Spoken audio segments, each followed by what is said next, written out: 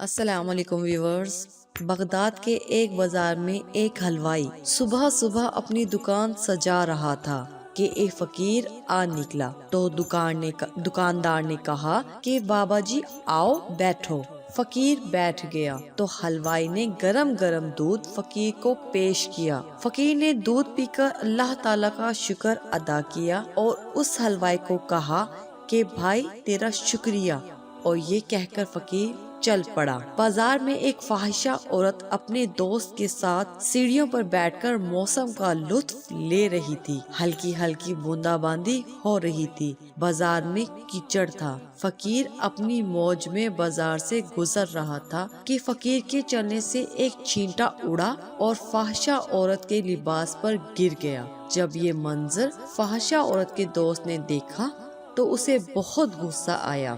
وہ اٹھا اور فقیر کے منہ پر تھپڑ مارا اور کہا کہ فقیر بنے پھرتے ہو، چلنے پھرنے کی تمیز نہیں۔ فقیر نے ہنس کر آسمان کی طرف دیکھا اور کہا مالک تو بھی بڑا بے نیاز ہے، کہیں سے دودھ پلواتا ہے اور کہیں سے تھپڑ مرواتا ہے۔ یہ کہہ کر فقیر آگے چل پڑا۔ فاحشہ عورت چھت پر چل رہی تھی تو اس کا پاؤں پھسلتا ہے اور زمین پر سر کے بل گر جاتی ہے۔ اس کو ایسی شدید چوٹ لگتی ہے کہ موقع پر ہی مر جاتی ہے۔ شور مچ گیا کہ فقیر نے آسمان کی طرف منہ کر کے بد دعا دی تھی، جس کی وجہ سے یہ قیمتی جان چلی گئی۔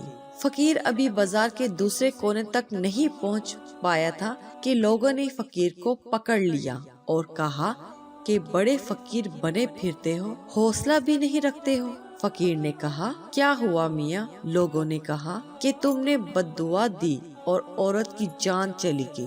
فقیر نے کہا کہ واللہ میں نے تو کوئی بد دعا نہیں دی۔ تو لوگوں نے ضد کی اور کہا کہ نہیں، تیری بد دعا کا کیا دھرا ہے۔ جب لوگوں نے ضد کی تو فقیر نے کہا کہ اصل بات پوچھتے ہو تو میں نے کوئی بد دعا نہیں دی، یہ یاروں کی لڑائی ہے۔ لوگوں نے کہا کہ وہ کیا؟ فقیر نے کہا جب میں گزر رہا تھا اور میرے پاؤں سے چینٹا اڑا اور اس عورت کے لباس پر پڑا تو اس کے یار کو غصہ آ گیا، اس نے مجھے مارا تو پھر میرے یار کو بھی غصہ آ گیا۔